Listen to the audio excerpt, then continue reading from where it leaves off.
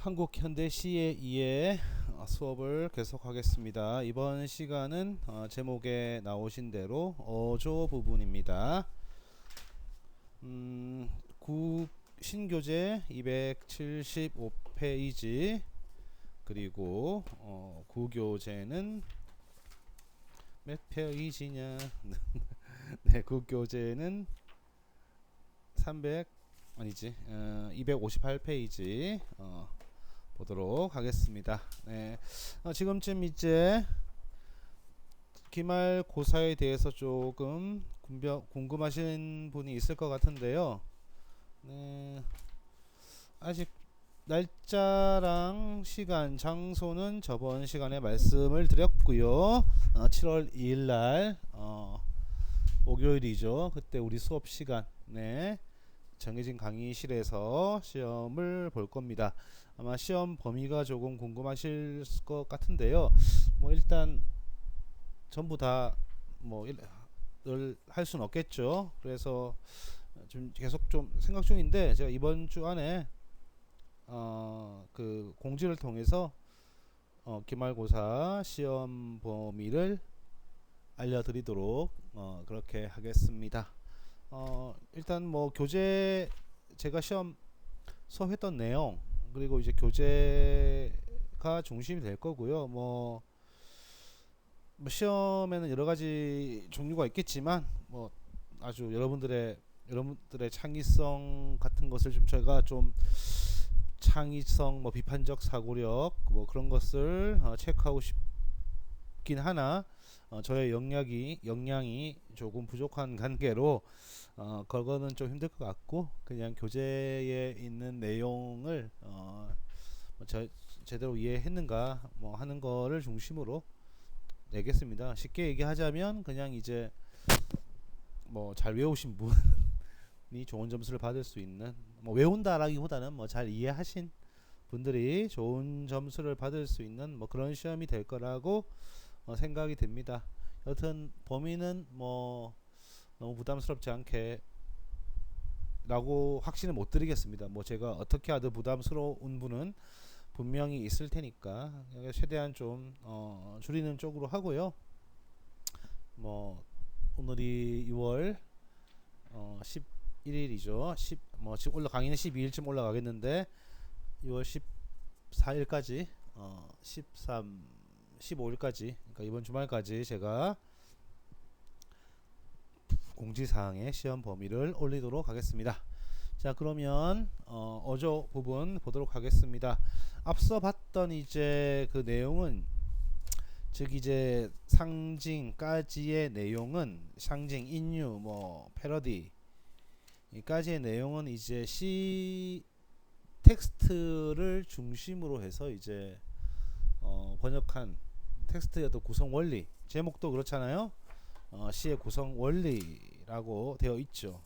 근데 3장 여기 이제 어조부터는 이제 어조와 화자라고 그래서 여기는 이제 시에서 뭐 화자도 텍스트 구성 원리긴 하나 이제 어떤 그 시인 뭐 물론 현실적인 시 안에 있는 화자가 시인은 아니겠지만 쉽게 말해서 이제 화자를 중심으로 해서 접근을 하는 것이 어조라고 보시면 될 것 같습니다. 그래서 자세한 내용은 차근차근히 교재를 보면서 계속하도록 할게요. 자, 이제 어조란 무엇인가? 이제 뭐 우리가 여러 가지 어조가 있죠. 일상생활을 할 때도 뭐 꾸짖는 어조가 있을 것이고 뭐 약간 따뜻한 어조 하여튼 여러 가지 뭐 형용사를 갖다 붙이면 다 어조가 될 수 있어요. 뭐 다급한 의죠. 하여튼 뭐 형용사든 일단은 그 형용사가 아니라 관형사죠. 어떤 관형사를 다 갖다 붙이든지 뭐 말만 낸다면 어조를 만들 수 있죠. 그 말처럼 그만큼 이제 시에서 우리 말에서 다양한 목소리가 있는 것처럼 어조란 것은 시에서는 이제 화자의 목소리, 시 안에 드러나는 화자의 목소리를 이제 어조라고 이야기를 하는 겁니다. 이 작가는 사실 뭐 대상에 대해서 특정한 심적 상태에서 글을 쓰게 되겠죠. 대상을 뭐 찬양할 수도 있고 찬양적 어조가 되고, 대상에 대해서 비판한다 비판적 어조가 되는 거고, 대상에 대해서 뭐 좀 객관적 거리를 유지한다, 그렇다면 객관적 어조가 되겠죠. 그 어조란 것은 결국에는 이제 심적 상태를 드러내는 어떤 그런 표현이다라고 얘기를 할 수 있습니다. 작가는 대상에 대해서 특정한 심적 상태에서 글을 쓰고 그것이 어조로 드러나게 된다는 것이죠. 물론 이제 어조가 제재나 명제의 지배받지는 않는다라고 얘기를 하고 있습니다. 쉽게 말하자면 같은 대상이라 할지라도 작가의 개성에 따라서 작가의 개성에 따라서 어떤 작가는 예를 들어서 꽃을 볼 때 어떤 작가는 좀 객관적인 태도로 보는 사람도 있고, 어떤 작가는 주관적인 태도로 볼 수 있는 거죠. 그것이 이제 구교재 260페이지 신교재 270지 나와 있는 김춘수의 꽃과 김윤성의 꽃을 보시면 됩니다. 김춘수의 꽃은 워낙 유명한 작품이니까 이 시는 이제 잘 아시다시피 주체와 객체의 관계에 초점을 두고 있죠. 그러니까 조금 어조가 약간은 아주 막 감정이 그대로 드러난 좀 뭐 정열적이거나 열정적인 어조라기보다는 좀 차분한 그런 어조다라고 볼 수 있고요. 반면 김윤성의 꽃을 보시면 뭐 바라볼수록 볼수록 가깝고도 먼 얼굴 꽃이요, 뭐 피었나니, 이런 표현을 통해 볼 때 조금 이제 감정에 잘 드러나 있는 교재를 보자면 신교재 278페이지 마지막 단락, 구교재 261페이지 중간쯤 이에 반해서 보시면 이에 반해서 니은에서 객체인 꽃은 극대화된 하나의 실체로 부각되고 있습니다. 물론 객체인 꽃을 주관적으로 윤색하고 객체의 의미를 부여하는 주체는 존재하지만 기억의 경우와 달리 대상을 예찬하는 모든 시가 그렇듯이 예찬적인 어조란 말이에요. 주체는 독자가 거의 관가하리만큼 왜소화되고 뭐 객체가 상대적으로 독자의 관심을 독점하도록 철저하게 객체의 중심에 시가 되어 있다. 그러니까 객체인 꽃을 이렇게 극대화시킨 대상은 주체지만, 즉 시적 화자지만, 그 극대화시킴으로 인해서 주체에 의해서 극대화시킨 꽃이 시 면면에는 주로 드러날 수밖에 없다. 그렇기 때문에 이제 이런 예찬적 시조는 뭐 주체보다는 객체가 잘 드러나 있다. 뭐 그런 얘기를 이야기하고 있습니다. 그래서 김춘수의 시는 주체와 객체의 관계에 초점이 두었지만 김윤성의 꽃은 주체에 의해서 주관적으로 변형되었다. 그렇게 보시면 될 것 같습니다. 그러니까 같은 대상을 두고도 시인은 다른 어조를 사용한다. 그러니까 대상에 의해서 어조가 결정되지 않는다. 이념도 마찬가지겠죠. 같은 이념이라도 뭐 예를 들어서 사회주의 이념이라도 카프 계열의 작가들에게 사회주의는 찬양해야 될, 따라야 될 대상이었다면 흔히 말하는 이제 순수서정 또는 이제 뭐 우리 해방 이후에 나타난 좀 약간 그 일제에 부역했던 그런 사람들은 뭐 역사적으로 잘 아시다시피 반공이라는 이념으로 자신의 어떤 정체성, 정당성을 확보했기 때문에 뭐 사회주의에 대해서는 굉장히 부정적이겠죠.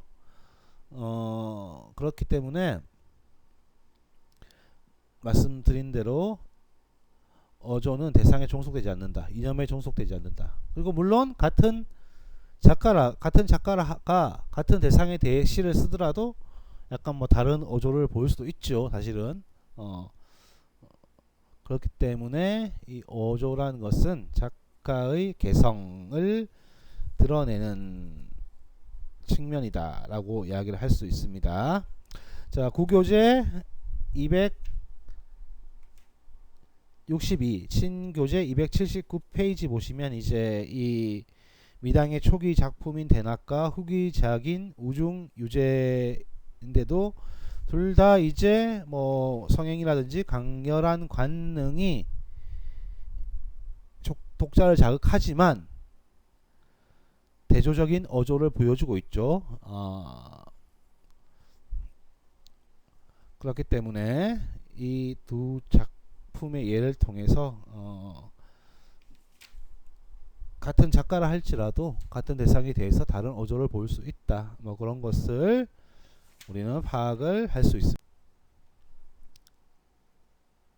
자, 이를 좀 더 설명하자면 하나의 문체로 모든 사물, 독자에 대해서 쓰는 것은 사실 오류다. 시인은 평생 하나의 목소리만 가지지 않는다는 거죠. 즉 시의 개성이 고정적이지 않다. 그렇기 때문에 다양한 어조의 태도로서 자유를 보여준다는 것이죠. 예. 물론 이렇다고 해서 뭐 시인의 어떤 그 다른 시인과 대비되는 개성이 없다 그런 건 아니고, 시인이라고 해서 무제한의 자유를 누릴 수는 없죠. 자신의 어떤 일관된 시세계가 있을 수도 있고 그 시세계가 조금씩 변화할 수 있다. 그렇게 생각을 하시면 될 것 같습니다. 예.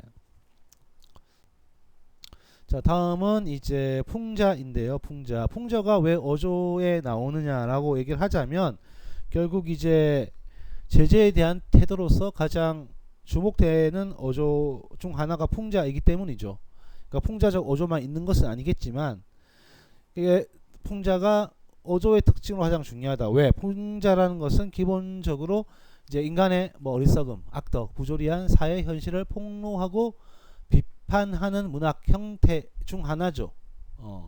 즉 사회적인 문학 양식이라고 볼 수 있습니다. 이제 개인적인 문학이기도 하지만 사회의 문제를 다룬다는 점에서 사회적인 문학 양식이기도 합니다.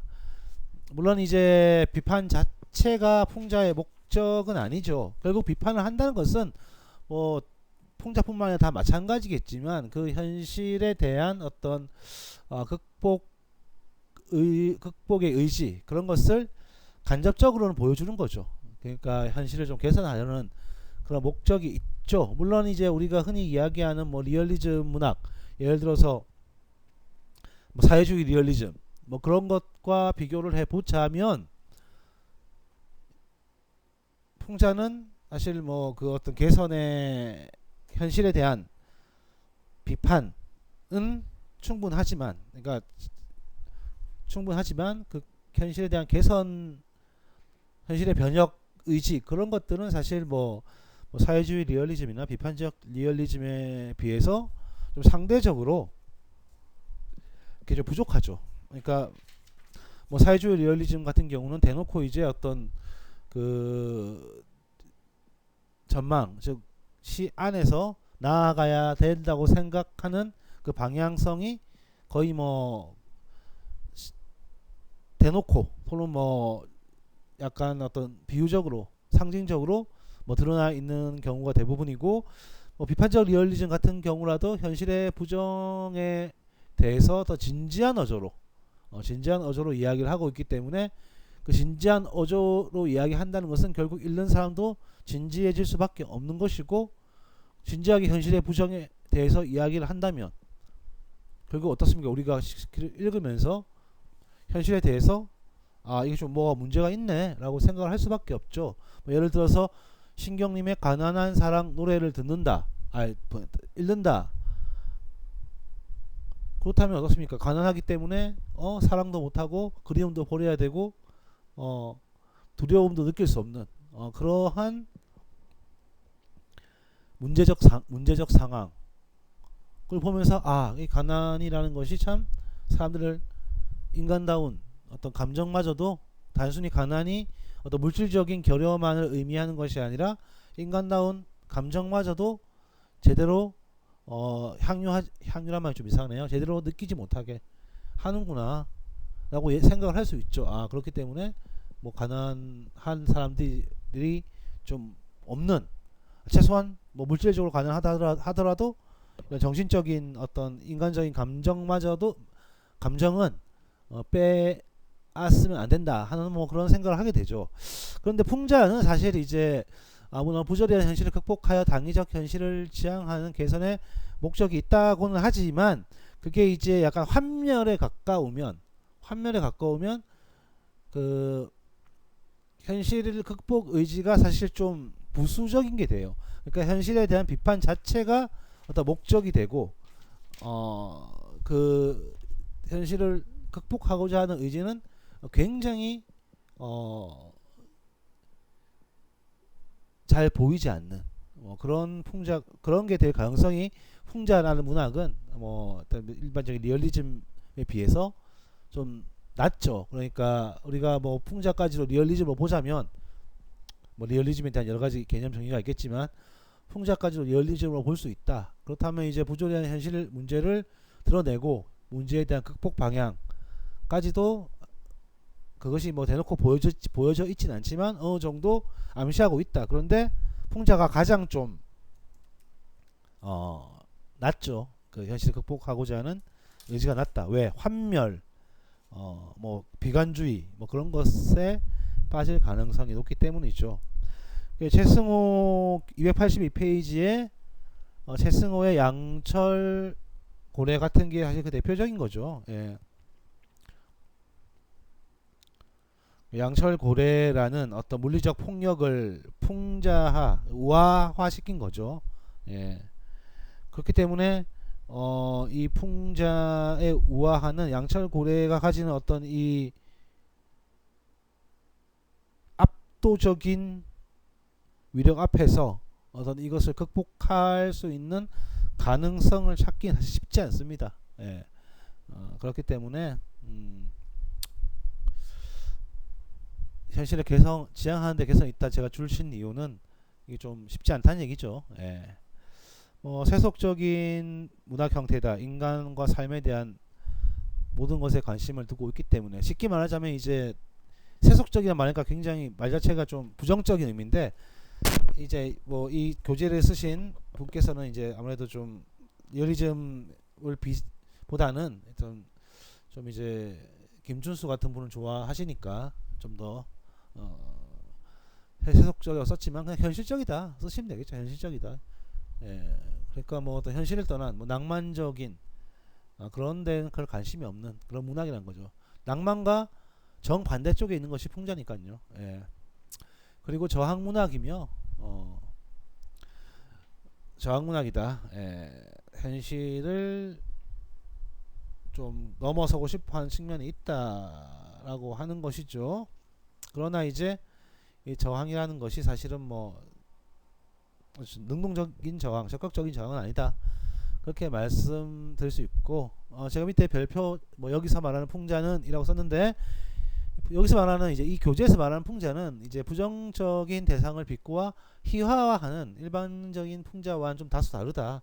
그러니까 최승호의 양철 고래도 그렇고 뒤에 나와 있는 김규태의 졸고 있는 신도 그렇고 송욱의 하여지양도 그렇고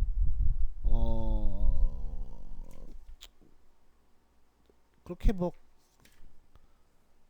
비꼬아서 희화한다는 느낌은 별로 없죠. 예.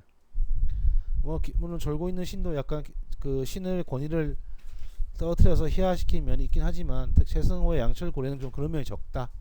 그리고 제가 보기에는 송욱의 하여지양도 뭐 말재롱 펀이라는 소리가 같지만 뜻이 다른 일종의 언어 유희죠. 언어 유희. 예. 사용했지만 이게 희화라고 보기는 좀 어렵죠. 부정적인 대상을 비꼬아 희화하지는 않으니까요. 그래서 뭐 소설에 나오는 우리가 중고등학교 때 배웠던 풍자와는 약간 다른 어떤 거라고 이야기를 할 수 있고요. 예. 그러니까 우리가 풍자를 볼 때 이 조동현 선생님이 쓰신 그 내용이죠. 보시면 대립 어떤 미의식을 네 개로 나누는데 우리 문학의 미의식을 뭐 객체 대상이라고 되어 있는 것은 이제 흔히 말하는 이상, 있어야 할 것, 당위, to be라고 되어 있죠. 당위를 뜻하는 것이고 주체 주관, as be는 있는 것, 현실, 예. 그런 것을 의미하는 거죠. 그래서 문학이 어떤 있어야 할 것 이상 뭐 당위 그런 것을 추구하느냐 아니면 있는 것 현실 그런 것을 추구할 것이냐에 따라서 나뉘고요. 또한 그것이 갈등을 하느냐 아니면 좋아하거나 뭐 순응하느냐에 따라 가지고 4개 정도의 어떤 미의식이 있다고 이제 얘기를 했습니다. 이거는 뭐 고등학교 문학에도 나오는 내용이니까 다 잘 아시겠죠. 그래서 이제 객체가 아니지 참 있어야 객체 대상이라고 되어 있지만 뭐 있어야 할 것 또는 이상이라고 그럽시다. 이상 있어야 할 것과 있어야 할 것을 지향하는데 그것과 대립을 또는 갈등을 일으킨다. 그럼 비장미가 생기는 거죠. 비장미가 생기는 거죠. 쉽게 얘기해서 전설 같은 거 보세요. 전설. 예. 아니면 뭐 사회주의 리얼리즘 같은 경우 보시면 비장미가 있죠. 예. 어떤 추구하고자 하는 이상이 있는데 그 이상을 추구하고자 하는 것이 어떻게 대립하고 갈등하면서 이루어지지 않잖아요. 쉽게 얘기하자면 이루어지지 않는 거죠. 그렇게 되면 어떤 빛이 생기는 미학이 비장미다. 이상을 어떤 약간 비극이면서 좀 웅장한 그런 느낌이 있죠. 숭고미는 뭡니까? 어떤 쉽게 말해서 이상을 있어야 할 것, 이상적인 측면을 추구하는데 그것이 이제 어떻게 잘 순탄하지 않더라도 성공하는 합의라는 경우죠. 합일, 조화, 순응, 뭐 합일. 그래 보자면 이제 뭐 신화 같은 경우들 뭐 어쨌든 결국 성공하잖아요. 그렇기 때문에 그 어떤 그렇지만 성공하지만 그 추구하고자 하는 이상은 현실적인 것이 아니기 때문에 뭐 나라를 세운다든지 하늘에서 내려와서 나라를 세운다든지 뭐 하는 것들이 있기 때문에 이거는 이제 숭고하다 이렇게 얘기를 하는 것이죠. 반면에 현실을 지향하는데 그 삶이 현실과 순응한다면 우아한 미가 있다. 뭐 예를 들어서 뭐 신석초의 고풍의상 같은 시 보면 그런 측면이 있죠. 그리고 이제 현실을 지향하는데 현실에서 잘 살고 싶은데 그것마저 잘 안 돼. 그럴 때 발생하는 것이 골개미, 흔히 말하는 유머죠. 유머인데 이 풍자라는 것은 결국 뭡니까? 이 골개미에 속해 있는 것이죠. 다만 이제 골개미라는 것은 풍자와 해악의 차이가 있는데 해악이라는 것은 대상에 대해서 좀 긍정적인 어떤 웃음이라면 풍자는 좀 부정적인 측면이 좀 더 강조되는 것이죠. 그래서 신교재 282페이지 밑에서 두 번째 단락 최승호의 양철고래 위에 단락 그리고 구교재 265페이지 첫 단락 보시면 이제 공격성은 풍자의 본질적 특성이며 해악은 이제 대상을 부정하면서도 완전히 부정하진 않지. 그쵸? 그러니까 그 김유정 같은 거 생각해 보세요. 김유정 작품이 대표적으로 해학적인 작품인데 거기 뭐 나오는 본봄에 나오는 나를 우리 부정한다라기보다는 약간 이제 좀 모자란 놈이죠. 모자란 놈이지만 그 모자란 놈이 현실 문제를 제대로 파악 못해가지고 우리에게 웃음을 주는 거지만 우리는 그 대상에 대해서 비교적 동정적이죠. 그런데 풍자는 부정적입니다. 이 골개미가 결국 뭡니까? 아까 얘기했던 현실을 추구하는 주체 주관 HB라고 되어 있는데 현실 있어야 할 것 당위가 아니라 현실을 추구하는 그러한 상황에서 그 현실의 추구가 제대로 이루어지지 않을 때 발생하는 것이 이제 이 골개미다라고 이야기가 되는 것이죠.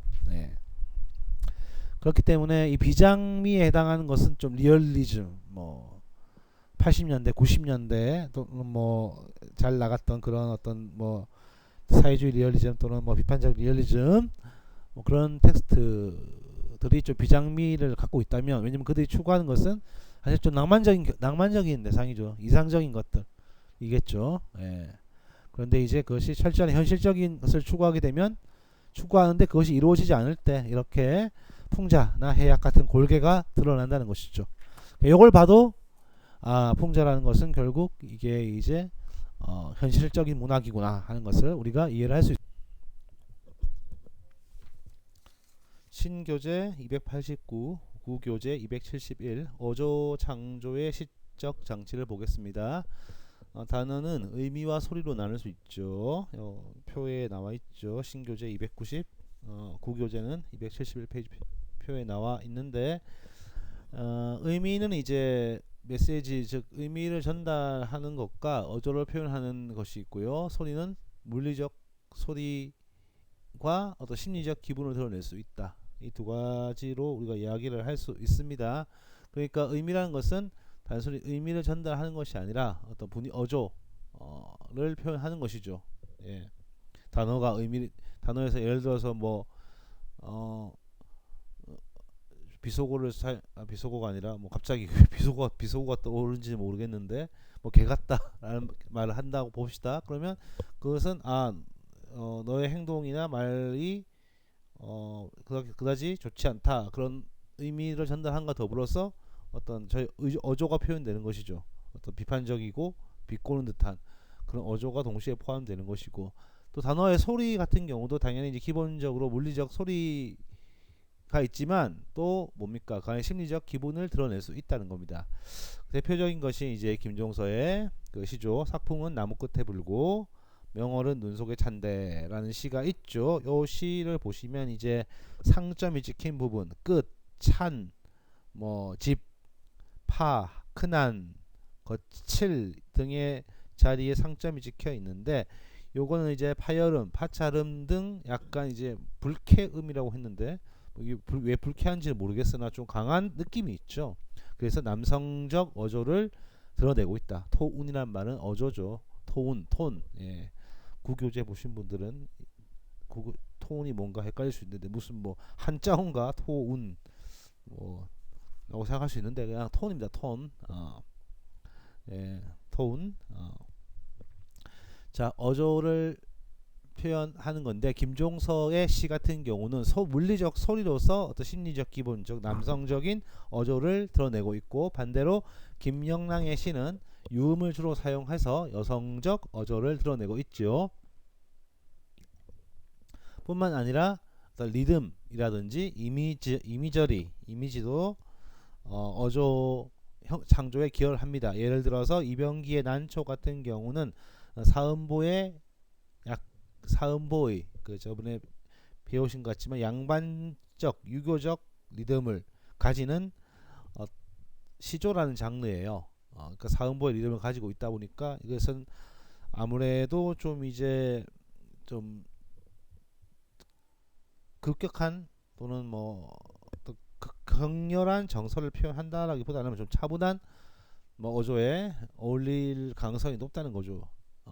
그리고 난초라는 이 이미지 뭐 거의 여기서는 이제 시의 주 소재지만 이 동양화의 사군자의 이 난초도 이런 좀 격정과 같은 어조는 잘 어울리지 않죠. 물론 뭐 김동명의 파초라는 시도 있긴 하지만 약간 종이 다르죠. 난초는 이제 동양산이고 파초는 서양산인 그 차이가 있죠. 물론 뭐 시조라고 해서 이렇게 차분한 뭐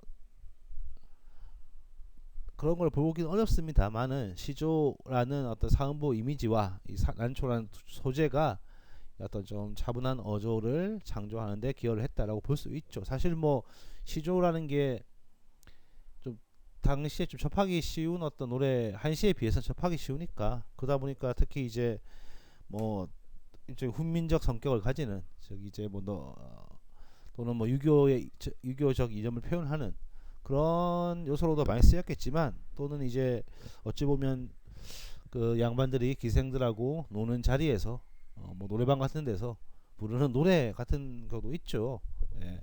그렇기 때문에 뭐 정철과 그 뭐 기생 이름 잘 기억 안 나는데 그 기생 사이에 주고받은 그 시조를 보면 굉장히 이제 좀 약간 뭐랄까요? 좀 애로한 음란까지는 아니고, 예, 그러한 느낌도 있죠. 그러니까 시조라고 해서 다 뭐 반드시 유교적인 어떤 그런 것을 표현한다라고 보기는 어렵지만 일반적으로 그렇고, 또 이병기의 난초라는 시조는 소재가 사군자 중 하나인 난초이기 때문에 또 더욱더 차분한 어조를 만드는데 기여를 한다라고 볼 수 있습니다. 예. 그리고 이제 교재를 보시면 뭐 김소월의 가는 길을 대상으로 해가지고 영과 행의 패턴도 이제 그 시의 화자의 어떤 정서를 표현하는 어조로서 기능을 한다라고 되어 있습니다. 예. 그러니까 저는 그런 생각이 들어요. 그러니까 행가리를 이렇게 김소월 또는 이제 좀 약간 한 일제 시대에 뭐 정지용이나 김소월 같은 좀 한 행안에 그 아주 적은 숫자의 그 어휘 음절, 그러니까 뭐 여기 김소월 씨 보시면 뭐 한 행에 석자 녹자 다섯 자 정도잖아요. 그런 거는 좀 차분하고 좀 느릿느릿한 그런 정서 그런 어조가 드러난다면 뭐 최근에 나오는 뭐 모든 시가 다 그런 건 아니야. 많은 시들은 예전에 비해서 좀 이제 음악적인 효과보다는 또 교술적인 효과를 좀 신경을 쓰기 때문에 뭐 교술적인 효과라고 해서 시가 교술이라는 말이 아니라 이전에 비해서 좀 교술적인 효과를 좀 더 내기도 하고 그러다 보니까 조금 이제 그 어조가 좀 차분하다기보다는 좀 이제 말이 많은 것 같은 좀 수다스러운 그런 어조가 느껴지는 게 많이 있을 것 같습니다. 그러니까 행과 연 구분 같은 경우도 어조하고도 관련이 있다. 그 얘기를 이제 말씀드리는 거예요. 자, 그럼 이제 어조와 시의 유형을 보겠습니다. 첫 번째로 이제 이 야콥슨 이야기가 교재에 나옵니다. 293페이지 보시면 구교재 293, 신교재 274를 보시면 야콥슨 얘기가 나오죠. 뭐 잘 아시다시피 야콥슨의 그 수평선은 이제 전달 체계는 발신자와 수신자가 있고 뭐 화자와 시로 따지면 화자와 청자가 있겠죠. 그리고 그 이제 그것을 중계하는 것으로 맥락, 메시지, 접촉, 신호 체계 이 네 가지를 포함해서 여섯 가지 요소로 나눈다고 합니다. 신호 체계란 말은 이제 기표라고도 해석되기도 하고요. 접촉은 이제 미디어 라고도 이야기하기도 하죠. 그러니까 우리가 수신자의 의미가 발신자에게 전달되기까지 고려해야 될 어떤 네 가지 변수가 뭐냐, 맥락, 그리고 이제 메시지, 무엇을 말하느냐. 맥락은 이제 그 환경적 요소고, 그 접촉이라는 것은 어떠한 미디어, 어떠한 매체를 사용하는가고, 신호책이라는 것은 기표, 영어로 하는지 한국어로 하는지 뭐 수화로 하는지 그런 것들을 이야기하는 건데, 이걸 시로 바꾼 것이 이제 각조 11번이죠. 각조 11번에서 이제 발신자를 지향하게 되면 약간 정감적인 그런 어조가 주로 발생하고, 그리고 이제 수신자를 지향하게 되면 좀 사동적인 어조가 발생하게 되고, 맥락을 좀 중시하게 되면 지향하게 되면 지시적이고, 그리고 메시지를 중시하면 시적, 그리고 매체를 중시하면 신교적, 그리고 신호체계 즉 이제 기표를 중요시한다면 약간 총언어적이다라고 얘기하는데, 뭐 이걸 맞다고 보기는 좀 어려울 것 같아요. 예. 여기서 잘못 해석하고 있죠. 접촉이라는 것은 뭐 인사말로 운을 떼는 것이 접촉이 아니라, 접촉은 사실 매체죠. 매체. 어떤 매체로 접촉하는가. 신호 체계라는 것은 언어 형식, 즉 기표죠. 맞고, 맥락은 의미를 획득하게 하는 지시물이라는 게 아니라 그 어떤 환경적 요소, 의사소통이 되는 환경적 요소를 맥락이라 그러고요. 그 메시지는 당연히 이제 그 담긴 의미를 이야기하는 것이죠. 어쨌든 뭐 이렇게 이 각조 11번을 보면 이게 김준호 이 책의 저자가 해석을 한 건지 아니면 뭐 다른 사람이 해석한 걸 가져온 건지는 좀 확실치 않은데, 잘못된 부분도 있다. 뭐 이거 믿지 마시라는 것이고요. 여튼 어조 시의 유형에 따라 가지고 이 야콥슨의 체계를 중심으로 해가지고 볼 때 화자 즉 발신자를 지향하는 경우, 그리고 청자 소신자를 지향하는 경우, 그리고 이제 맥락을 지향하는 경우, 그리고 이제 언어 자체의 어떤 그 기표를 지향하는 경우, 그 네 가지를 크게 이제 이야기를 할 수 있겠죠. 그래서 화자를 지향하는 경우에는 언어의 정감적인 기능이 좀 우세하다. 고 되어 있죠. 그래서 좀 정서적인 기능이 우세하다는 거죠. 왜? 나를 표현하고 싶으니까. 감상적, 그래서 1920년대 감상적 낭만주의처럼 언어의 표현 기능이 지나치면 미적 가치는 소멸될 수 있다는 겁니다. 예. 그래서 이제 이 시문의 그날이 오면이라는 시를 보면 화자 자신의 정감적 반응, 정서적 반응, 감정적 반응이 강조되고 있다는 것이죠. 물론 자신을 지향한다고 해서 정서적 반응만 내보이는 것이 아니라 자신에 대해서 차분하게 분석을 하는 뭐 그런 시도 있을 수 있습니다. 예를 들어서 김수영의 뭐 시가 대표적이죠. 예. 그런데 이제 그런 시보다는 아무래도 우리가 시라는 장르 자체가 어떤 정서가 중심이 된다고 보자면, 물론 다 그런 건 아니지만 그 자신을 표현한다면 그거는 이제 아무래도 정감적 기능이 우선 있고요. 두 번째, 청자를 지향하는 경우는 대화적 성격을 띠게 되는데요. 좀 서정적인 경우도 있습니다. 조지훈의 그 먼 나라를 알으십니까? 라는 시를 보시면 이제 뭐 어머님께 대화를 하는 거죠. 어머님, 뭐 그 먼 나라 압니까? 이상적인 나라. 그 먼 나라는 이상적인 세계죠. 이상적인 세계를 지향하다 보니까 좀 서정적인, 뭐 이상적인 세계를 지향한다고 해서 반드시 서정적이진 않으나 쓰여진 언어 자체가 좀 서정적인 어조죠. 반면 목적성이 있는 경우, 김수영의 눈 같은 경우는 어떻습니까?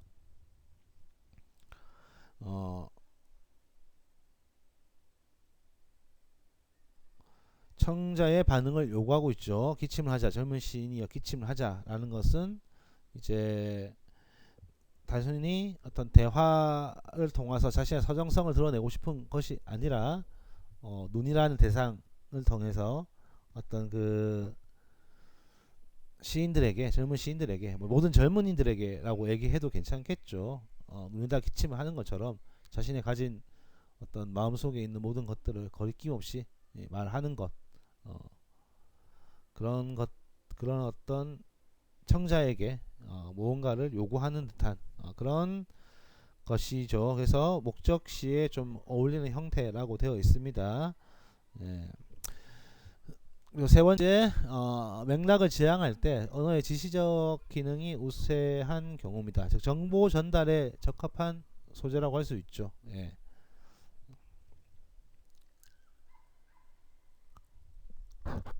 하자는 드러나지 않고, 화자하고 청자는 드러나지 않고 그 이제 그 환경, 보여주는 것만 드러날 때 이렇게 김광규의 이대처럼 굉장히 보고서 같은, 학생들의 교복이 자유라던 시대, 운전기사 강신혜는 연탄방에서 산다, 마누라는 안집에 빨래를 해주지만 밥은 따로 먹는다, 미스터 강은 레코드 요야를 끈다. 이거는 이제 어떤 당대 시대의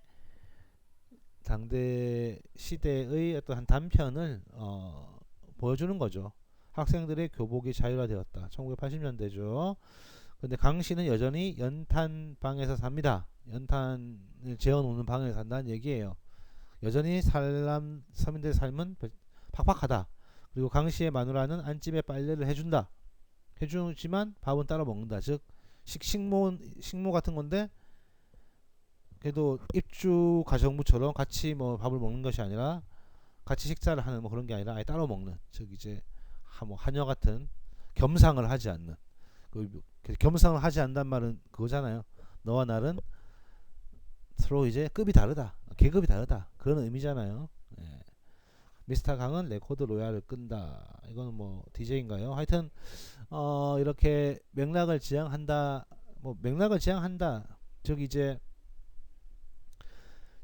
전달이 작품의 지향이다라는 것이죠. 전달 자체가 작품이 원하는 거다. 즉 그렇기 때문에 이런 시들은 보통 이제 뭐 이 김광규 시처럼 어떤 좀 묘사를 하는 경우보다는 좀 뭐 참여시, 리얼리즘 시에 가까운 경우가 많다. 물론 뭐 그 신석초가 쓴 뭐 고풍 의상 같은 경우는 이제 거의 묘사기도 하고 약간 이제 정보 전달이 주가 되지만 그것은 뭐 리얼리즘적인 거라기보다는 어떤 그 약간 우아한 미를 추구하는 그런 것이죠. 예. 그런 거는 사실 그렇게 많지는 않고 그 네 번째는 이제 언어의 미적 기능이 우수해지는 거죠. 기표가 중시가 되는 거죠. 예. 전달이라는 것은 매체 자체에 지향한다. 매체, 그러니까 시라는 매체 자체, 시에서 매체는 뭡니까? 물론 국어죠. 그렇지만 좀 더 깊이 들어가 보자면 시라는 어떤 장르, 매체가 되겠죠. 장르. 그렇기 때문에 시를 시답게 만드는 것. 즉 이제 유난히 시적 기능이 우세한 경우는 이제 매체 또는 뭐 기표 그런 것들을 이제 강조한다고 볼 수 있습니다. 시적 기능을 우세하게 본다는 점에서 보자면 매체하고 관련된 것이고 전달 매체니까. 그리고 언어 자체, 언어가 가진 의미보다는 그 언어의 어떤 그 특성을 잘 드러내는 한국어로서의 특성을 가장 잘 드러내는 것이 시잖아요. 그렇죠. 언어의 아름다움, 미적인 아름다움을 가장 대표적으로 드러내는 장르가 시고요. 그 영시든 한시든 우리 시든 다 마찬가지죠. 그렇게 보자면 이제 이 미적 기능이 우세한 것은 뭐 매체로서 매체를 강조한다 또는 기표를 강조한다 둘 다 이야기해도 될 것 같은데 우리는 뭐 그거를 하고 싶은 건 아니니까 그걸 얘기할 건 아니니까 보자면 뭐 김춘수의 은종이처럼 어떻습니까? 뭐 화자나 청자 같은 것도 없고요. 뭐 작품 밖의 대상도 아예 없는 추상적이고 비현실적인 세계만이 보이면서 지시적 기능이 이제 무화되고 있다라는 것이죠. 예. 김광규의 대생 같은 경우도 물론 이 김춘수의 은종이처럼 완전히 지시적 기능이 무화되어 있지 않습니다. 그렇죠. 이 대생이라는 시는 어떤 노을을 보면서 그 노을에 대한 어떤 시인이 나름대로 문학적인 묘사를 한 거죠. 노을이 너무 예뻤나 보죠. 그러니까 향료를 뿌린 듯 곱다란 노을 위에 전신주 하나하나 기울어지고 먼 고가선 위에 밤이 켜진다라고 하는 것은 노을이 지고 있는 그 어떤 원경이고요. 그리고 이제 구름은 보랏빛 색지 위에 마구 칠한 한 다발 장미. 노을 지면 구름이 빨가니까 하늘은 보라색이요, 구름은 빨갛죠. 그리고 목장도 깃발도 능금 나무도 보면 꺼질 듯이 외로운 들길이라고 했으니까 여기서는 뭐 노을에 대한 이야기이긴 합니다만은 노을이라는 대상을 에 대해서 이야기하고 싶은 거보다는 이 노을이라는 대상을 어떻게 이렇게 시적으로 표현할 수 있을까에 좀 더 관심을 두었다라고 볼 수 있겠죠. 예. 그렇기 때문에 이제 어조는 사실 뭐 아까 봤던 이 마지막 어조와 시의 유형 이 부분은 이제 야콥슨을 중심으로 해가지고 어떤 특정 전달과 관련해서 전달과 청자가 있고 화자가 있고 그 넷을 청자와 화자를 매개하는 네 가지 요소 그 요소 중에서 어떤 것을 더 강조하게 되면 시가 이런 특징이 될 가능성이 높다 정도의 어떤 이야기다라고 보시면 될 것 같습니다. 일종의 그러니까 이 김준호 선생님의 시론이 담겨 있다라고 볼 수 있겠죠. 예. 좋습니다. 그러면 어조는 여기까지 하도록 하고 퍼소나로 넘어가도록 하겠습니다.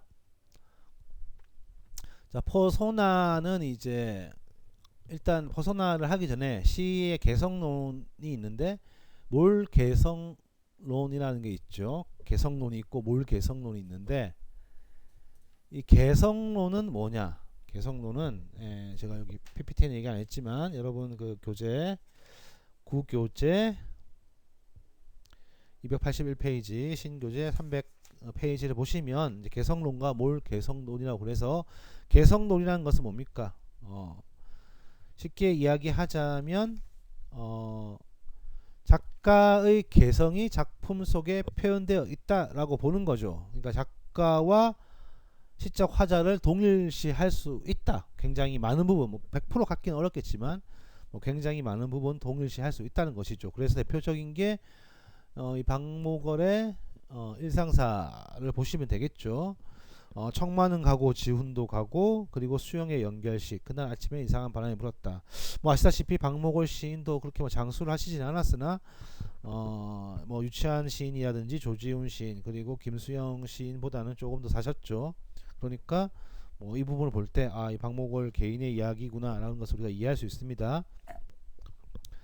그리고 그들이 없는 서울의 거리 청마도 지훈도 수영도 꿈에서조차 나타나지 않았다. 깨끗한 잠적 다만 종로 이가에서 버스를 내리는 두진을 만나 박두진 시인이 제일 오래 사셨죠.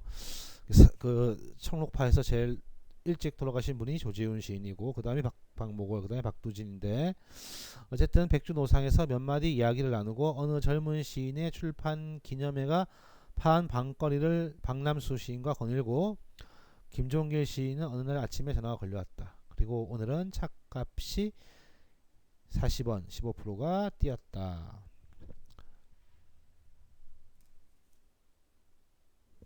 즉 이제 박목월은 체험을 시적으로 변형시키기보다는 이제 기억으로 함께 밀어갔기 때문에 나의 작품을 통해서 삶의 경험을 함께 한다는 실론을 입증하며 이 시는 서울의 어떤 자신의 개성을 물씬 풍기고 물씬 풍기는 자연적인 느낌이죠. 소중한 친구들, 문우들을 연달아 잃어버리는 그런 슬픔이 있지만 그 슬픔이 사실 개인적인 거지 뭐 세상 별 바뀐 게 없다. 깨끗한 잠적이라는 탁월한 식구 속에서 표현되고 있다고 얘기를 하고 있죠. 그런데 이제 몰개성론은 무엇이냐? 몰개성론은 이제 현대 시에서 사실 시적 화자와 시인을 동일시하는 경우는 거의 없죠. 어쨌든 화자는 시인의 일부를 반영하고 있지만 또한 시인이 아닌 부분도 분명히 있기 때문에 시적 화자와 실제 시인을 엄격하게 구분합니다.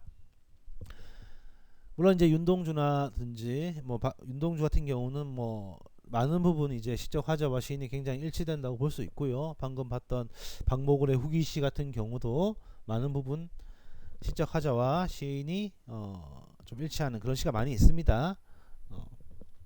그러나 황동규의 초가를 보십시오. 이 시는 황동규는 남자인데 여성 화자를 선택하고 있지요. 나는 요새 무서워져요. 모든 것에 앞만 보여요. 풀립든 강에는 살없는 고기들이 놀고 있고 강물 위에 피었다가 쓰러지는 구름에서는 문득 암호만 비쳐요. 읽어봐야 소용없어요.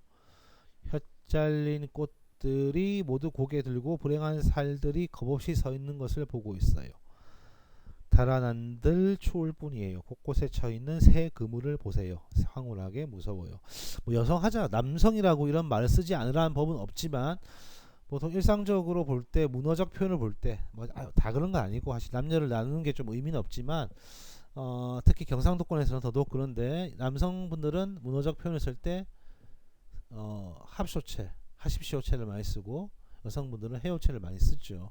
문어적이든 구어적이든 그러니까 경상도를 넘어가면 좀 덜한데 경상도 쪽에서는 좀 그래요. 그러니까 합수체를 좀 많이 쓰는 경향이 있습니다. 남성들은 물론 뭐 솔직히 뭐 진달래꽃의 화자가 남자일 수도 있는 거고 여자가 떠날 수도 있죠. 그런데 왜 여성적 화자라고 했을까? 그 시대를 생각해 보자면 여자가 길을 떠나는 것이 굉장히 어색하잖아요. 물론 그럴 수도 있지만 어색하잖아요.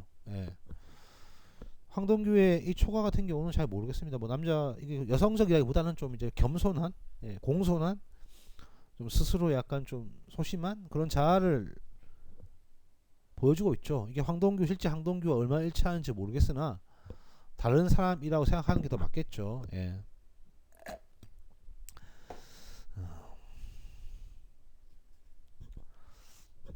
그렇지만 이제 이런 것들을 이제 몰 개성론에서 화자는 시인이 만든 허구적인 대상이다. 즉 시인은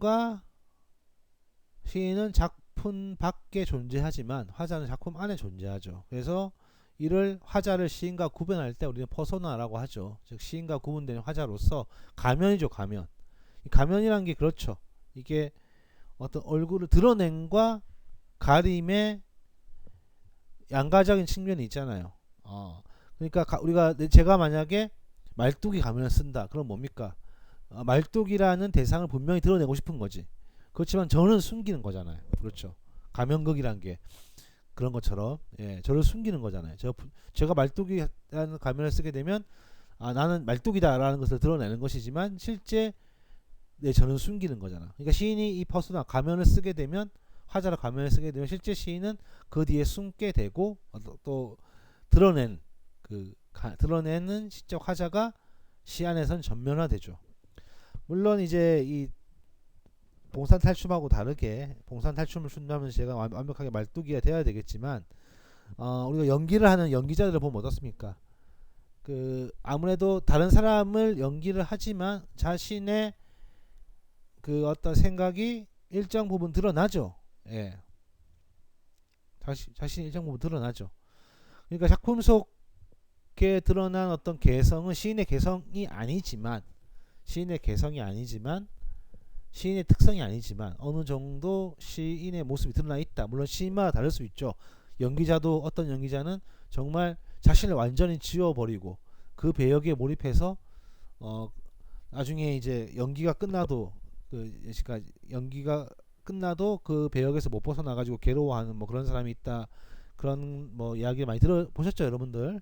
그런 사람이 있는 반면에 또 뭐 성격파 배우라 그래가지고 어떤 자기가 배역에 빠지는 것이 아니라 배역을 자기화시키는 성격파라는 게 이상한데 캐릭터 배우라 그러죠.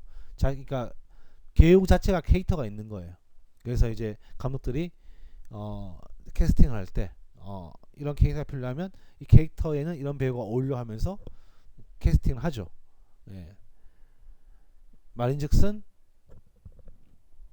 배우가 그 역할에 몰입되는 것이 아니라 그 역할을 자기 배우 본인의 어떤 캐릭터성과 맞추는 것이죠. 뭐 그렇기 때문에 어떤 배우는 이 배우 다 퍼스널 가면을 쓴다고 해도 자신을 거의 드러내지 않는 배우가 있고 어떤 배우는 가면을 쓴다고 해도 거의 자신의 많은 것을 드러내는 뭐 그런 배우가 있기는 합니다.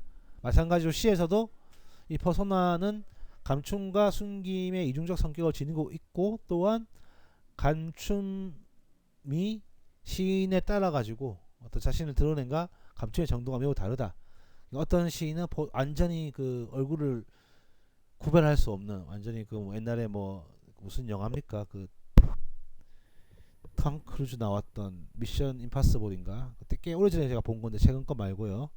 지금 탐 크루즈 옹이 아니라 탐 크루즈 형이 이제 연기를 하던 시절에 보면 막 계속 얼굴을 폭격하면서 마치 자세히 보지 않으면 원래 사람이 누군지도 모를 만한 어떤 그런 가면을 쓰는 뭐 그런 시인도 있을 것이고 어떤 시인들은 정말 뭐 점 하나 찍어 놓은 옛날에 그 유행했던 막장 드라마 뭡니까 아내의 유혹처럼 뭐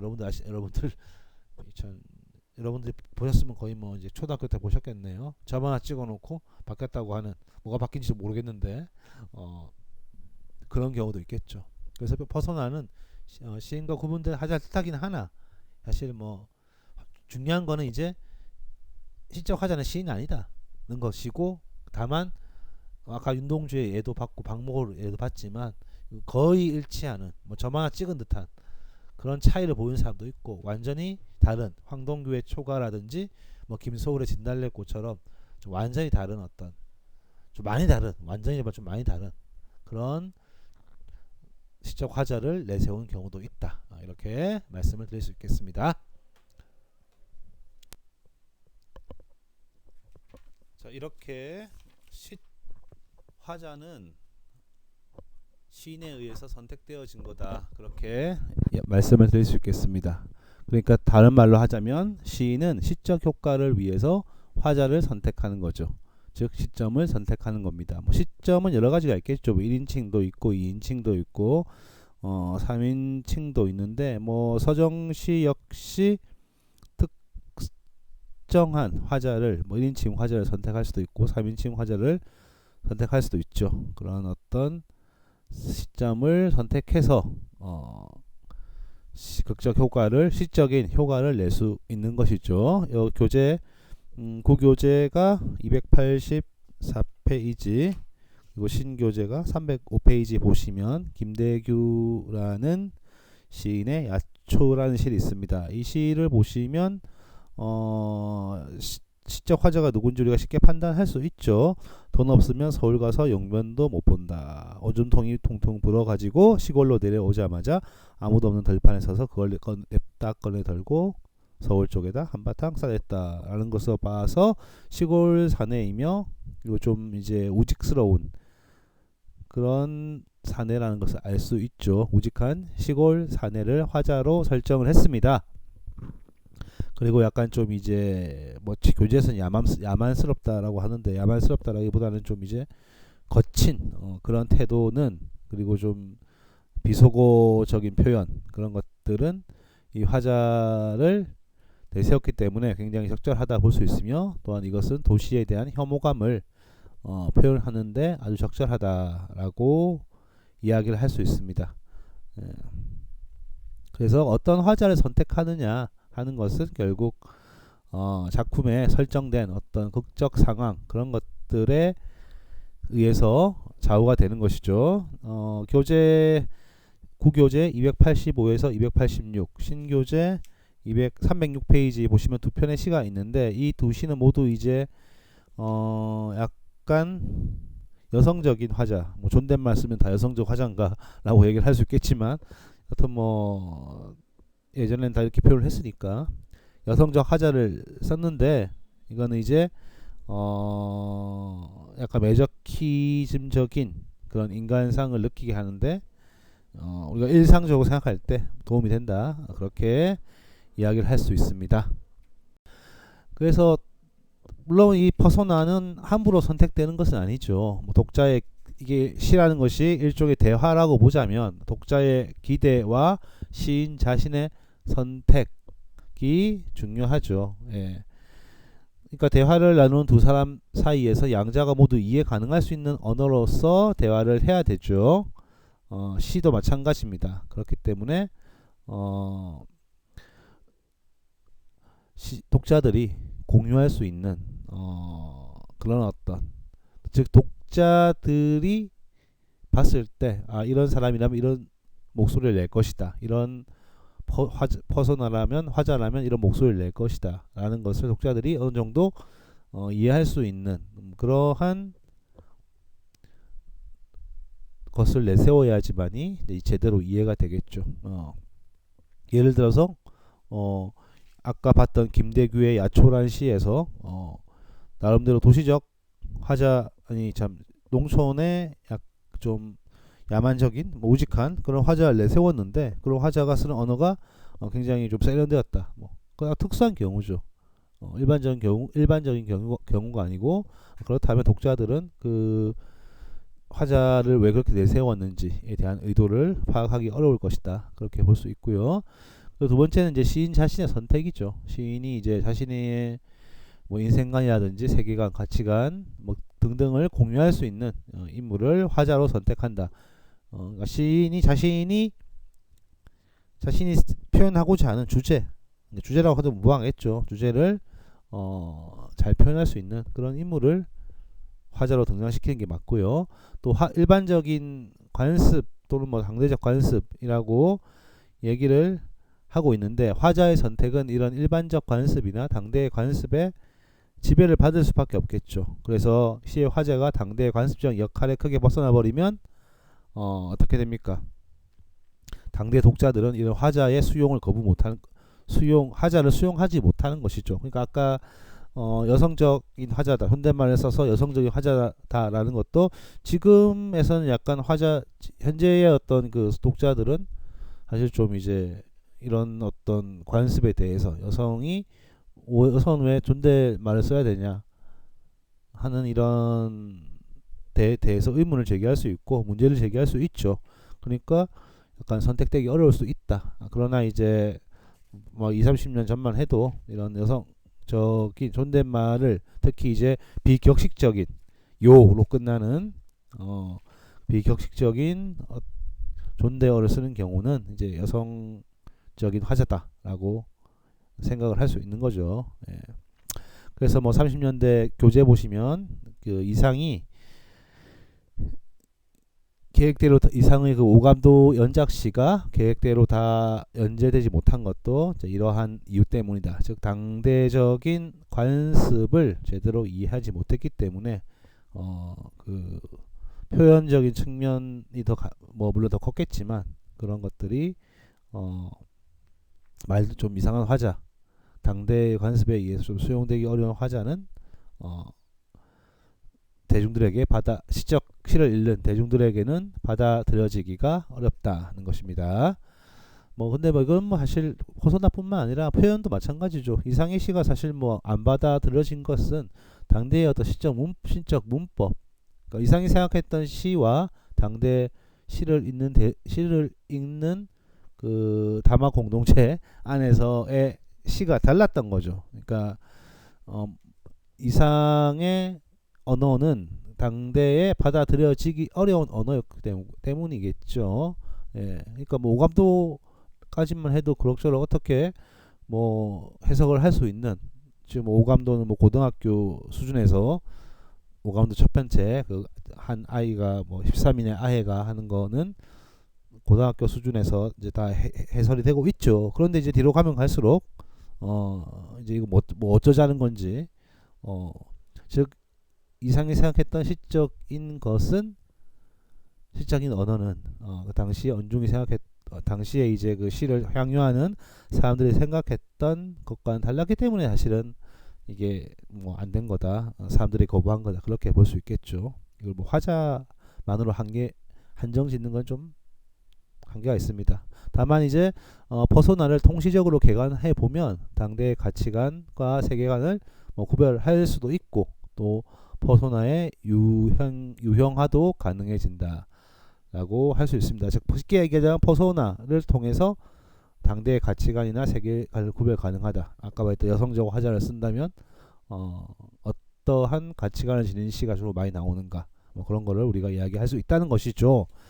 정호승의 시와 이수익의 시가 어떤 다른 이야기를 하고 있으면서도 그 허소나가 유사하기 때문에 유사한 가치관을 지니는 시를 쓴 것처럼 동시적으로도 뭐 그렇게 할 수 있지 않을까라고 이야기를 하고 있습니다. 뭐 저로서는 솔직히 뭐 가능할지 모르겠으나 만약에 논문 같은 거 뭐 석사 진학하셔서 논문 같은 거 쓰실 생각이 있으시다면 뭐 퍼소나를 즉 화자를 중심으로 해가지고 그 특정 화자가 주로 어떠한 주제를 다루는지, 가치관 세계관이라고 했지만 어떠한 주제를 다루는지를 한번 뭐 또 연구해 보는 것도 가치가 있을 수도 있겠죠.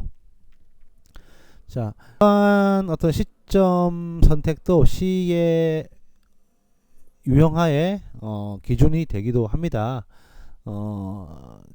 그래서 이 교재에서는 체험시, 배역시, 논증시로 나누는데 체험시는 이제 화자가 어떤 체험을 겪은 그것을 자신의 목소리로 말하는 거죠. 쉽게 말하면 1인칭 시라고 볼 수 있죠.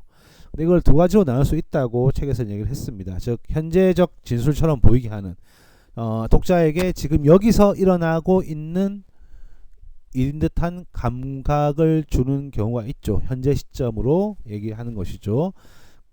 그래서 이제 황동규의 뭐 관악일기라든지 뭐 윤동주의 자화상 아니면 뭐 윤동주의 많은 시들이 좀 그러한 경향이 있죠.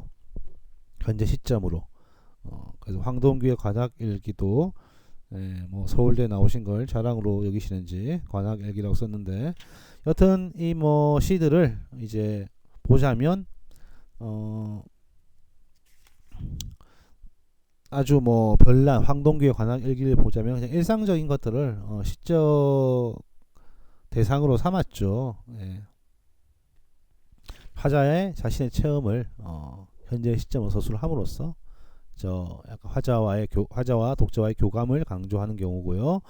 두 번째는 화자가 체험을 하고 난 뒤 어느 한 시점에서 자신의 목소리로 말하는 형태로서 뭐 과거 시제다라고 볼 수 있습니다. 예. 그래서 이탄의 알려지지 않은 허전이라는 시를 보시면 이제 과거에 땅을 산 것, 즉 땅을 산 것인데 그 땅을 왜 샀냐면 어머니의 묘를 위해서 땅을 샀고 그 땅은 자신의 마음에 가장 아픈 땅이다라는 시죠. 그러니까 과거의 사건의 어느 한 시점에서 발화되는 형식이기 때문에 약간 거리가 있는 것이죠. 과거에 땅을 산 것, 땅은 과거에 산 거고 지금 내가 이야기하는 것은 과거에 대한 과거의 이야기를 하고 있는 것이기 때문이죠. 황동규의 관악 일기를 보면 어떻습니까? 전부 다 이제 현재 시제, 어떤 약간의 시간의 흐름에 따라 가지고 시가 진행되고 있긴 하나 결국엔 전부 다 현재 시제로 쓰여져 있고 뭐 현재란 말도 있을 정도로 쓰여져 있는데 이 두 가지는 이제 약간 이제 서사문학처럼 느껴질 수 있다는 것이죠. 서사문학이라는 게 그렇잖아요. 서사문학은 과거에 있었던 일을 누군가 이야기해주는 식이잖아요. 쉽게 얘기하자면 1인칭 시점이라는 것은 그 소설 속에 화자가 이야기를 하는 것이고 3인칭 시점이라는 것은 소설 바깥의 화자가 이야기를 한다 뭐 정도의 차이가 있으나 전부 다 이제 그 체험 있었던 일들을 누군가 전달해 주는 것이 소설인데 이 체험시에서 두 번째 것은 약간 이제 첫 번째 것 두 번째 것은 1인칭 어떤 주인공 시점과 관련된 그런 작품이다라고 볼 수 있죠. 물론 이 두 개를 굳이 뭐 나눌 필요가 있느냐? 과거 현재 관악일기처럼 현재 경험을 말하는 것과 이탄에 알려지지 않은 허전처럼 과거의 경험을 말하는 것이 뭐 굳이 차이가 있느냐 라고 얘기를 하자면 이제 사실 뭐 큰 차이는 없죠. 그러니까 서술 행위가 강조되느냐 아니면 사건이 강조되느냐 한 차이는 있겠죠. 서술 현재 시점은 사건이 강조될 것이고 과거의 시점을 이야기하는 것은 서술 행위가 강조된다는 점, 즉 소설과 유사하다. 뭐 그런 특징이 좀 있긴 하나 말이 좀 이제 헷갈릴 수 있겠는데 정리를 하자면 체험시는 동시적인 즉 현재 시점으로 쓰는 것도 있고 과거의 어떤 사건을 현재 시점에서 발화하는 게 있다. 뭐 둘의 별 차이는 없으나 과거 시점에서 이야기를 하는 것은 좀 소설과 유사하다. 즉 서술 행위 자체에 좀 초점을 두고 있다는 것이죠. 서술자 역할이 강조되는 측면이 있고 현재 체험을 이야기하는 것은 현재가 실제감을 주기는 하지만 이것은 이제 서술자보다는 사건 자체가 강조된다는 그런 측면이 있습니다. 자, 그 다음은 이제 세 번째는 배역시인데요. 뭐 시인이 아닌 특정 인물의 입을 통해서 서정적 표현을 하는 형태다. 그러니까 이제 우리가 화자는 시인이 아니라고 했잖아요. 그런데 누가 봐도 시인이 아닌지 확실히 알 수 있는 즉 시 세계 속에 존재하는 인물의 입장이 되어서 표현을 하는 것이죠. 장정일의 프로이트식 치료를 받는 여교사 같은 경우도 이제 당연히 프로이트 속 치료를 받는 여교사가 즉 정신질환에 걸린 자신의 존재에 대해서도 제대로 이해 못하는 그 사람이 자신의 체험을 고백하고 있죠. 그러니까 이제 이것은 우리가 약간 보자면 그 퍼소나가 아주 구체적으로 드러난 몰개성적 시다라고 볼 수 있겠고 교재 보시면 291페이지 제일 밑이라든지 구교재 291페이지 제일 밑에 또는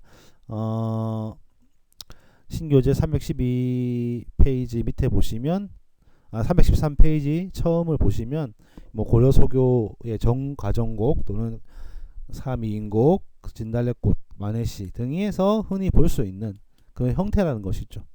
쉽게 얘기해서 퍼소나 배역을 쓴 적어도 작품 안에 들어가 있는 그런 배역을 쓴 시다. 그래서 80년대 주목되던 유배 시도 그 마찬가지다. 정일근 쓴 유배지에서 보내는 김정희의 편지라는 것도 유배 중인 추사 김정희의 입장에서, 그것도 아내에게 편지를 보내는 남편의 입장에서 말하고 있죠. 그렇기 때문에 선비가 쓰는 어떤 약간 뭐라고 합니까, 좀 격조 있는 그런 언어로서 써져 있죠. 새안도를 그리는 밤, 오늘따라 대정바다는 참으로 고요합니다.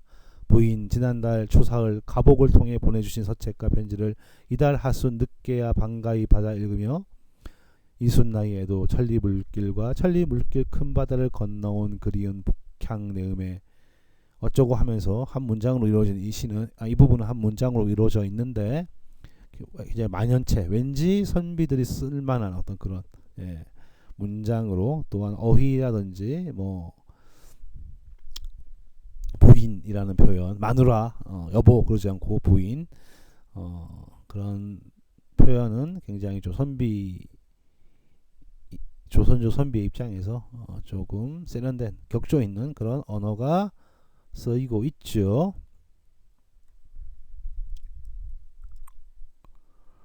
자, 그래서 이것은 사실 이제 뭐 이 사건이 사실이냐 아니냐 뭐 그런 것을 우리가 뭐 따질 필요는 없겠죠. 솔직히 시 안에서 이러한 배역이 무엇을 이야기하고 싶은 것인가. 장정일 시는 현대인의 뭐 분열, 정신병적인 분열 뭐 그런 것을 이야기하고 싶었겠고, 정일근의 시 같은 경우는 80년대 유행했던 그 어떤 정치적인 상황에서 어떤 유배자처럼 생각은 있으나 뭔가 어떤 정치에 대한 그런 어떤 생각은 있고 참여하고 싶은 의지는 있으나 타의에 강제로 정권에 의해서 강제로 소외되어 있는, 그러니까 조선시대는 유배를 보내버리고 너 딱 조용히 하고 있어, 정치에 참여하지 마. 그리고 이제 80년대는 이제 어떤 여러 가지 뭐 통제 방법을 사용해서 직접적인 어떤 직접적인 그런 통제도 있을 것이고 뭐 간접적인 통제도 있었겠죠. 그런 통제를 통해서 보여주고 있는 거죠. 정일건의 시는 그런 어떤 시대적 상황에 하고 싶은 말이 있어도 할 수 없는, 뭐 유배지를 우리가 감옥이라고 생각을 해도 될 것 같고요. 아니면 이제 아까 방금 말씀드린 대로 변방, 즉 정치에 참여할 수 없는 어떤 비민주적인 당대 시대 상황을 표현하고자 한 것이라고 볼 수도 있겠죠.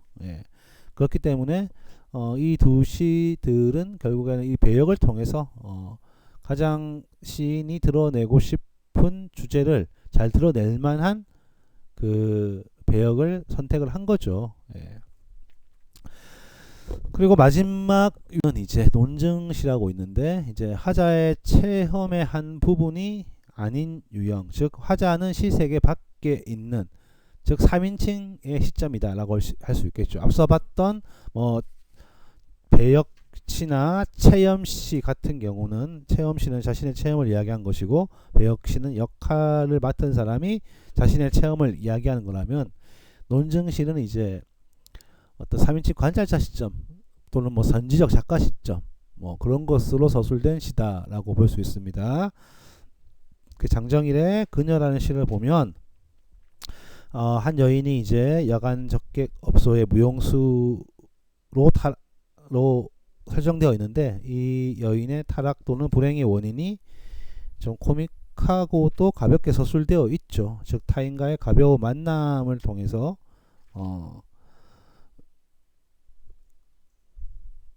이 한 여인의 인생이 망가져 버리는 뭐 그러한 과정을 보여주고 있는데, 여기서는 그녀의 타락과 불행에 대해서 논평까지 곁들이며 서술을 하고 있죠.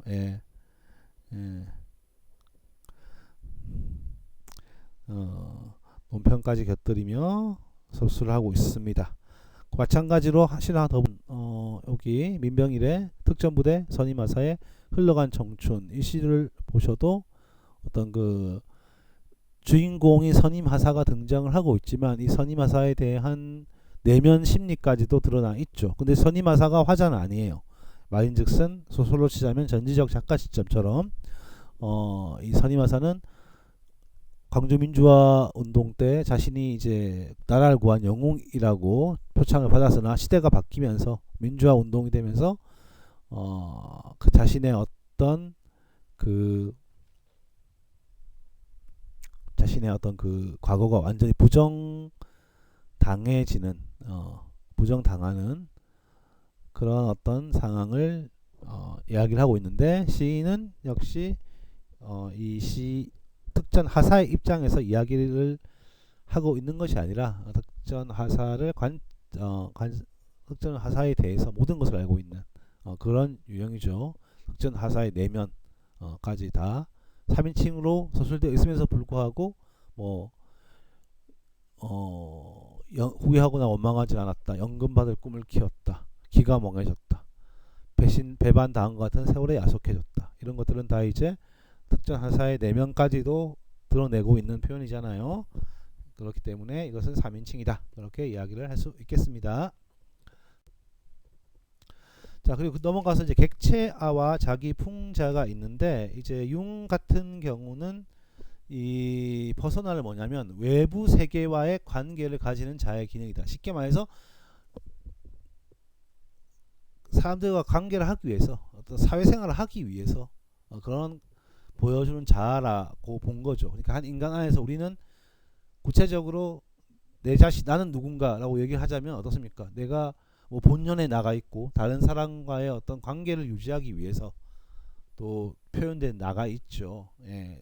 속으로는 되게 소심하고 약해, 소심하고 좀 낯을 가리는 사람도 사회생활을 하기 위해서 굉장히 뭐 밝고 약간 좀 인간관계 좋은 척 하는 것들, 그런 것들을 융은 퍼소나로 본 거예요. 본질적인 자아가 아니라 인간이 다른 세계와의 관계를 이제 제대로 하기 위해서, 외부 세계와의 관계를 제대로 하기 위해서 가지는 자아의 기능을 퍼소나라고 본 거죠. 그러니까 누구나 다 퍼소나를 가지고 있죠. 그래서 이것은 세계에 적응되는 자아지만 진정한 자아와는 대립되고 있다라는 거죠. 그러니까 약간 그 융이 이런 부분에 대해서, 제가 개인적인 생각이지만 융은 이런 부분에서 보자면 조금 전 이해가 안 되죠. 진정한 자아 따로 있고 그럼 밖에서 나가는 자가 따로 있느냐? 저는 뭐 다 진정한 자아라고 생각을 하는데 왜 나를 잃어버렸어요 하는 것도 사실은 저는 잘 모르겠습니다만은 저도 사실 뭐 여러분들이 저 잘 모르시겠지만 뭐 조금만 고백을 하자면 그 밖으로 보이는 모습과 혼자 있을 때 모습이 좀 많이는 아니고 약간 다른 사람이죠. 뭐 누구나 다 그래요. 누구나 다 그렇죠. 그 뭐 밖에서 다른 사람과 만나는 것은 뭐 어떤 사회에 적응하기 위한 것이고, 그것은 진정한 자아가 아닌가. 인간이라는 것이 다른 사람과 상호작용을 하지 않으면 살 수 있는가. 뭐 오히려 그게 더 진정한 자아가 아닌가. 혼자서 자기가 생각하는 진정한 자아라는 것은 그냥 자신의 어떤 그 자기 기만적인 또는 자기 만족적인 아이덴티티가 아닌가라는 생각을 해보기도 했는데, 뭐 제 생각이니까 깊이 듣지 마시고, 결국 융이 얘기하는 것은 이 융의 융적 의미에서의 벗어나는 뭐냐, 세계에는 적응하는 겁니다. 그러니까 사회생활을 할 수 있게 해준다는 거죠. 그러나 그것이 자신이 추구하는 진정한 자아와는 대립되는 점이죠. 이 황동규의 탈 299교재 295페이지, 신교재 316페이지를 보시면, 이거는 이제 언어 유희를 통해서 탈, 얼굴에 쓰는 탈, 즉 가면은 뭐다, 탈이다, 사고다 라고 이야기를 하고 있죠. 즉 가면이라는 것은 가면을 쓴다는 것은 진정한 자아를 상실할 상황이라는 것이죠. 현대적 삶의 이중성에 대해서 잘 표현한 시라고 이야기를 하고 있습니다. 그리고 이제 이활용의 집에 일찍 가기라는 시도 역시 좀 아이러니컬한 어조에서 두 가지 자아가 있죠. 겉으로 드러난 자아는 뭡니까? 오입한 날, 즉 바람핀 날에는 오히려 큰 소리치고 아내에게 사랑하는 척하고 좀 믿음직한 제대로 된 인간처럼 행동하자라는 것이죠. 그런데 이런 인간은 사실은 이제 사실은 세상에 주고 지내는 도시의 남자, 소심한 남자일 뿐이죠. 예.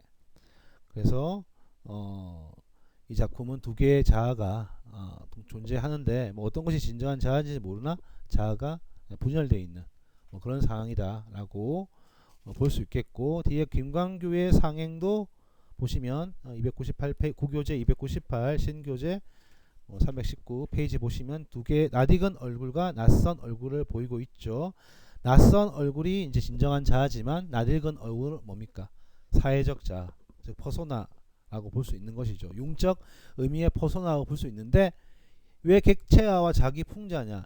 자기의 어떤 즉 진정한 자아가 그 융적 의미의 퍼소나를 가진 그것을 어떻게 비판적으로 바라보고 있기 때문에 이 김광규의 상행이라는 것은 그 풍자한 측면이라는 것을 제대로 보여주고 있죠. 자, 기영도의 안개도 마찬가지죠. 여기 안개는 뭡니까? 몇 가지 사소한 사건도 있었다. 한밤중에 여직공 하나가 겁탈당했다. 이 부분 보자면, 그리고 그러나 마지막에 그러나 그것은 개인적인 불행일 뿐 안개의 탓은 아니다. 여직공 하나가 겁탈당한 사건과 취객이 얼어 죽은 사건을 사소한 사건이라고 판단하고 개인적인 불행이라고 판단하는 자아는 뭡니까? 사회적 자아죠. 융적 의미의 퍼소나, 즉 속물적 자아라고 볼 수 있죠. 그러나 이 시를 읽어보면 어떻습니까? 잘 드러나지, 여기서는 잘 드러나지, 이 시 안에서는 잘 드러나지 않지만 이 시의 배면에는 뭡니까? 진정한 자아의 모습이 숨어 있죠. 사소한 사건이 아니다. 안개의 탓은 사실은 안개 탓이다. 안개 탓이고, 그럼 안개가 상징하는 거 뭐냐? 그렇게 이 시를 이해해 나가야 되는 건데, 개인적인 불행일 뿐 안개의 탓이 아니다라고 얘기하지만 사실은 안개 때문에 여직공 하나가 겁탈당하고 그 취객이 얼어 죽은 거잖아요. 그러니까 개인적인 불행이 아니라 사실은 안개의 탓이지만 안개의 탓이 아니라고 짐짓 뭉치는 그런 것은 우리가 일상적인 그러니까 어떤 세계의 어떤 모순에 대해서 눈 감아 버리는 개인의 어떤 책임을 돌리는 그런 자아를 전면에 내세워 놓고 그것이 사실은 안개라는 것의 탓이다라고 판단할 수 있게 하는 또 시적 서술 하는 사람이 따로 있죠. 그렇기 때문에 이 시도 어찌 보면 자기를 풍자하는 뭐 그런 시다라고 볼 수 있습니다. 그래서 주체화와 객체화의 차이를 보자면, 주체화는 이제 객체화에 반응하는 타인의 공동체에 대한 반응한 자아고요. 상황의 요구에 반대되며 인간의 독자적이고 비인습적으로 만듭니다. 그리고 현대시는 이 객체화를 자기 기만과 불성실의 문제적 개인으로 제시를 하고 있습니다. 그러니까 주체화는 객체화에 반응하며 상황 요구, 상황에 따라서 인간이 어떤 식으로든지 바뀌어야 되는데 그런 것을 반대하는 자하고, 객체화는 당연히 이제 부정적인 거죠. 타인들의 태도와 역할로서 구성되며 외부로부터 주어진 인격이며 사회적 경험을 반영합니다. 그리고 인간으로 하여금 공동체의 구성원이 되게 하고 관습적이고 인습적인 인간이 되게 하는데, 주체화는 뭡니까? 이 객체화를 문제적인 개인으로 제시를 하고 있다는 겁니다. 자, 그러면 뒤에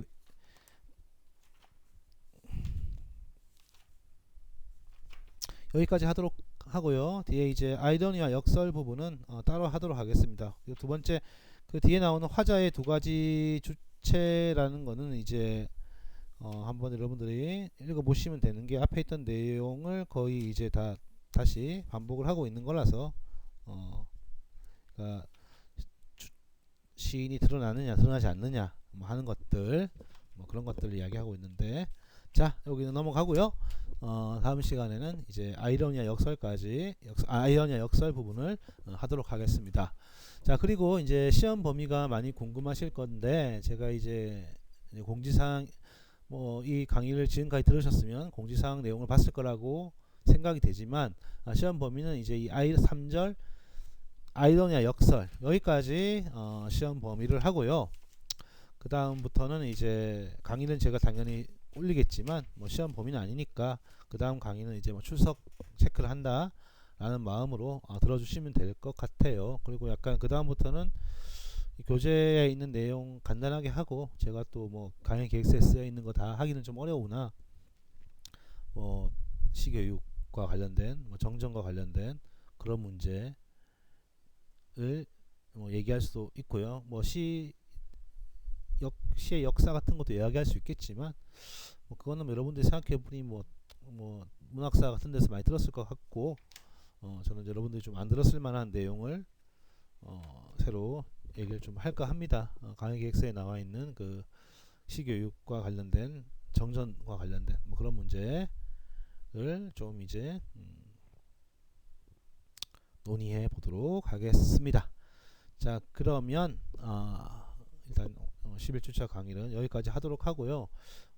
제가 이제 이 강의를 어떻게 올려야 되는지, 몇 시간치 올려야 되는지 잘 몰라가지고 막 그 8주차에는 막 반만 올리고 10주차도 약간 반밖에 안 올렸는데, 그 모자란 14주차까지 다 이제 뭐 90분 이상 다 올려야 된다고 뭐 그렇게 나왔기 때문에, 앞에서 이제 빠뜨렸던 것들은 뒤에 이제 또 추가적으로 제가 올리도록 하겠습니다.